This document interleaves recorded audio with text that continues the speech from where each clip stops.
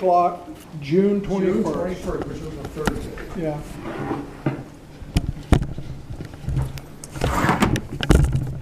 Well, thank you. I am going to be the program tonight, for better or worse.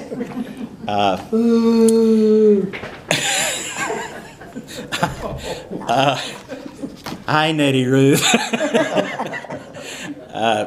At the steering committee meeting, we were going to have kind of a short thing in place of a program.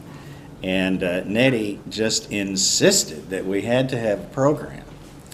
And then, after doing so, she emailed me yesterday and says, well, I can't make it. But she was very apologetic. So I told her I'll try to video it and I'll send it to you. So that's what I'm doing.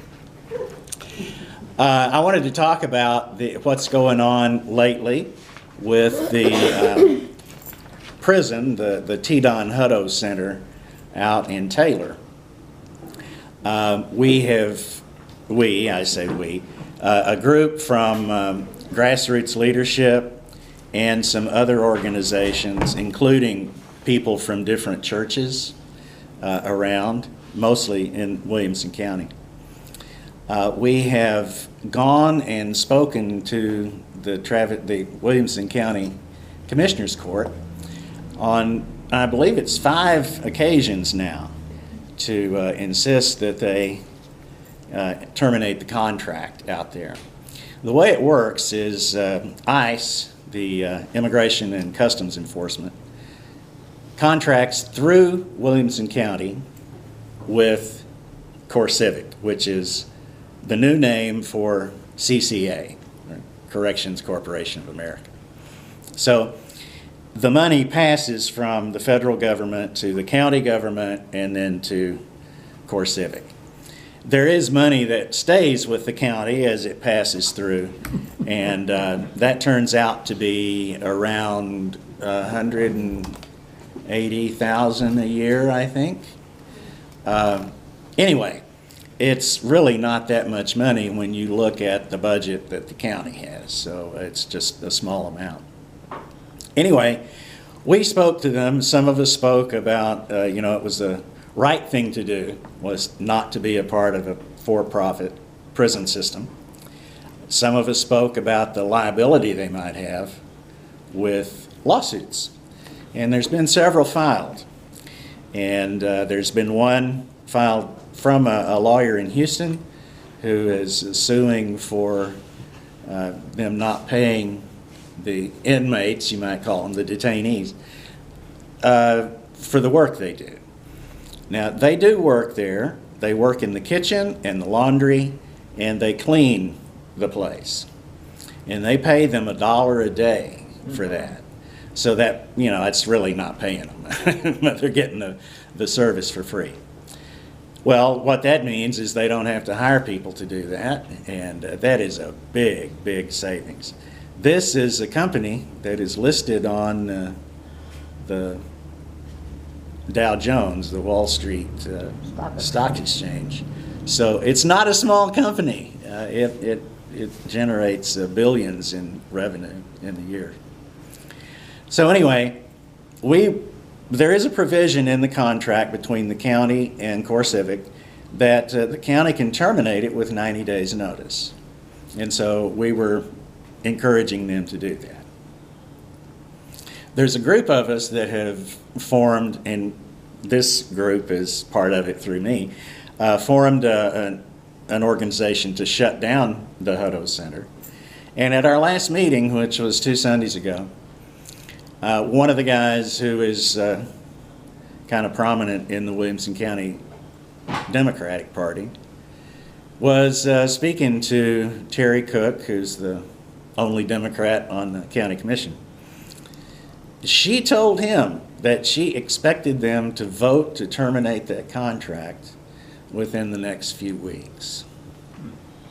Now, what does that mean? Well, it doesn't mean they're going to close that place. It means that the county will withdraw from it, and I think their motivation is their liability, their potential liability in this. But they will pull out of it, and likely, they think, that ICE will declare what you would call an emergency or something of that nature, and just contract directly with CoreCivic. But it's a small step, but it's a first step in getting the county government to pull out. There are organizations, or I guess you'd call them coalitions, around the country that are doing the same things locally. And so they're kind of sharing information. And if we succeed in getting the county to pull out of this, this will be a pretty big deal for us to pass on to other folks. So I hope that wasn't just unfounded rumor. I hope that was fact. But one of the things that we had was a people's trial. We put ICE and CoreCivic in Williamson County on trial, and we did it in a park that's right next to the Teton Hutto Center, so they could see us. In fact, they could see us well. They came out with a truck and a camera and a tripod, and they watched us. But what we had was they went to the county commissioners meeting. They went to the sheriff's office, to CoreCivic office there at the Hutto Center, and gave them subpoenas to appear in court. Of course, none of them did, but they had set up chairs for them with their name tags on the chairs where they were supposed to sit, and of course they were empty, so that was the whole point. The judges in the People's Court were all people who had been in one of these detention centers before. And not necessarily that center, but they had been in one. Now, there were at least two, and I think there were 5 judges, and there were at least 2 of them, and I think it was 3, that were at the Teton Hutto Center. So what they did was take testimony from the public, the people, and it was mostly testimony from those people like me who go out there and visit people that are inside. So they would tell the story that they heard from someone that was on the inside. And then the judges themselves gave their own testimony about what happened to them while they were on the inside. And of course, one of them is the kind of case that made some news. Laura Monterosa, she was the one that was sexually assaulted inside. Well, she eventually got out, not because anyone really had a change of heart. It was because one of the congressmen, Beto O'Rourke, worked on her behalf in Washington with people at ICE to get her released. So she was one of the judges, and she gave her testimony, which was quite moving. An interesting part about this is that there were several people with cameras there, and so I didn't know who was who. But it turns out that one of the cameras was from the Spanish language station, Univision. And so it went on their news broadcast. And we found out later, through someone who was visiting, that that broadcast was on TV on the inside of the Teton Hutto Center. Oh. So the people on the inside saw her out. And the way it was set up was the prison was in the background. So she's sitting there as one of the judges, and this was in the background. So I heard from someone that had been out there to visit, and she said, yeah, and they saw it, and they said, hey, she got out. You know, we know she got out. And there she is, right out there. So today when I was out there to talk to my person, I asked her, well, did you see that same show? And she said she did. She said, yeah, we saw it. We saw the judges, and we could see the thing in the background. So that was a pretty important thing, that they were able to see what was going on. It wasn't just that they had to hear about it.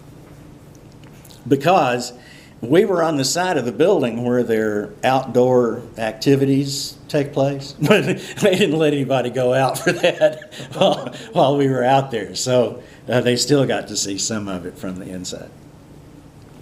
Anyway, one of the, I think he's the president or the chair of the board for Grassroots Leadership, sat down in one of the empty chairs and responded on the defendant's behalf. Oh, cool. And what he did was he had a sheet, and he read from different press releases they had made or other things.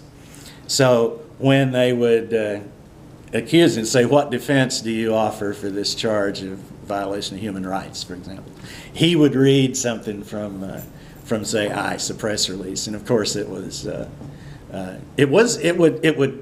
be a proper answer, but it just wasn't a very good answer. And so, you know, there was lots of booing and woo. That was fun. So he answered for all of the defendants, and then we took a break, and the judges deliberated, and of course they came back with guilty verdicts all the way around. And so they haven't, I don't think they've gone back yet to the county commission to let them know that they were found guilty, but I'm sure they will. Another real heartening thing was, if you've been out there, you know, the road that goes in front of it goes on down west of the building and then makes a 90-degree turn and goes the length of the property pretty much. Well, that's where the park is. And so that's where everyone parked to get over to the trial. And that was filled from that end of where it makes the turn all the way to the other end, full of cars, and then some on the other side of the street. So they were trying to estimate how many people might have been there, and I think they estimated kind of low. I saw people come, stay for a while, leave. Other people came, so it wasn't like you could count them all. But I would say there was over 150 that were there, for a certain period of time. But they had tables with food and snacks and music while they were deliberating. So that was good. Now, the organization, or the coalition that we're a part of, is meeting again this coming Sunday, I believe it is. And we have met a couple of times at Journey of Faith, my church. But this time we're going to meet at a pastor's house. She's a Lutheran pastor. She has a church that's actually in Austin, but she lives in Round Rock. And I have the address, I don't remember it. But we're going to meet there just for briefly to kind of get new people and to know each other a little more. And then they're having a training the week after. I think it's on the 31st, if that's the Thursday. Yeah, I think it's on the 31st. And it's training to go out and meet people and talk to them and get them to come to this meeting to shut down Hutto. It's not necessarily to get them to commit to do anything other than that, but we're trying to build the size of the group so that it gets bigger and will have more effect. But I think we've had pretty good effect already if we've gotten the county to pull out.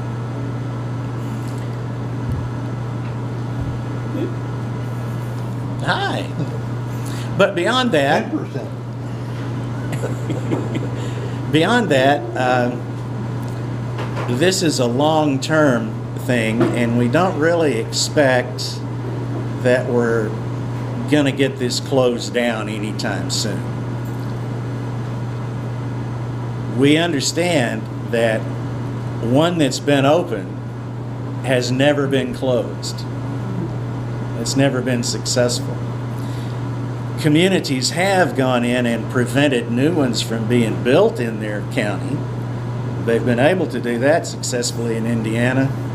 but we don't know of any that have actually closed a detention center down. So we're shooting to be the first.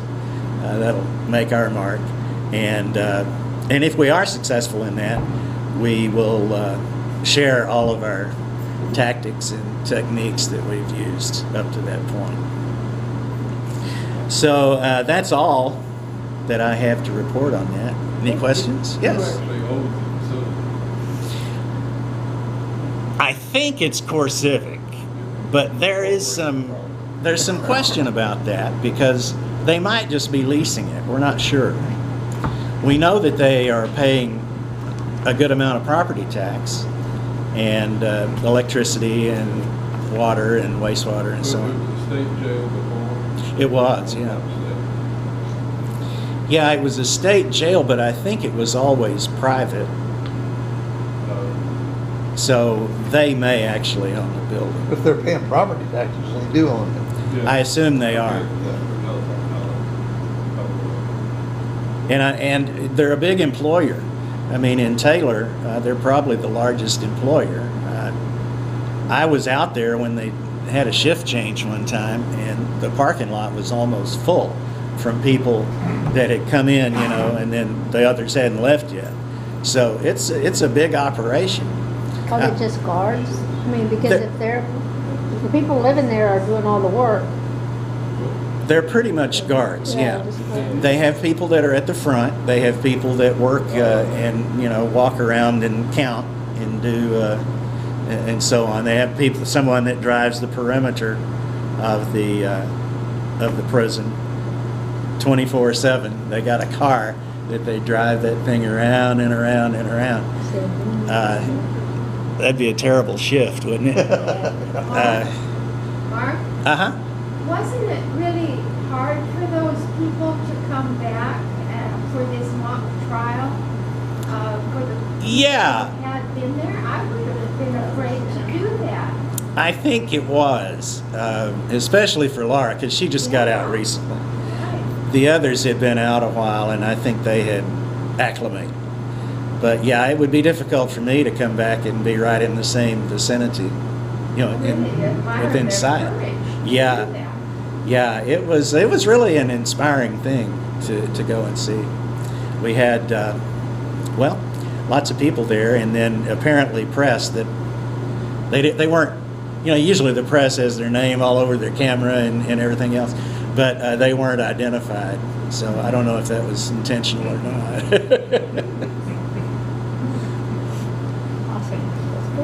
Thanks. All right. Well, here, I'll turn this up. Bye, Nettie.